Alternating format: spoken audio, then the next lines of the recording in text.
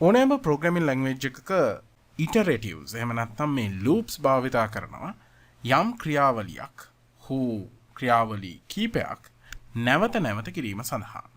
Python programming language එක තුලත් ඒ ආකාරයේ loops භාවිතා කරනවා. Python expressions එහෙම නැත්නම් මේ Python statements නැවත නැවත execute කිරීමට. Iteratives වල ප්‍රධාන ආකාරයන් දෙකක් අපිට හඳුනා ගන්නට පුළුවන්. ඉන් එකක් තමයි definite loops, අනෙක තමයි indefinite loop.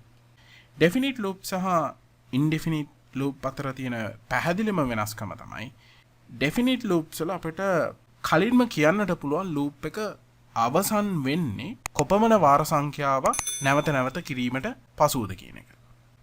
නමුත් indefinite loop වල අපිට ඒ ආකාරයට කියන්නට බෑ කොපමණ වාර සංඛ්‍යාවක් එය සිදු වේවිද කියලා. යම් condition එකක් true වන අවස්ථාවකදී එම loop එක නැවතීම සිදු වෙනවා. Python programming language එක තුල definite loop එක වශයෙන් අපි භාවිතා කරන්නේ for loop එක.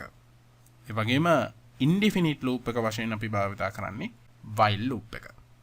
ඉතින් අපි බලමු ඉදිරි පාඩම් දෙක තුලදී Python programming language එක තුල භාවිතා වෙන මෙම for loop එක සහ while loop එක මොන ආකාරයෙන්ද ප්‍රායෝගිකව Python script එකක් තුල ලියන්න කියලා.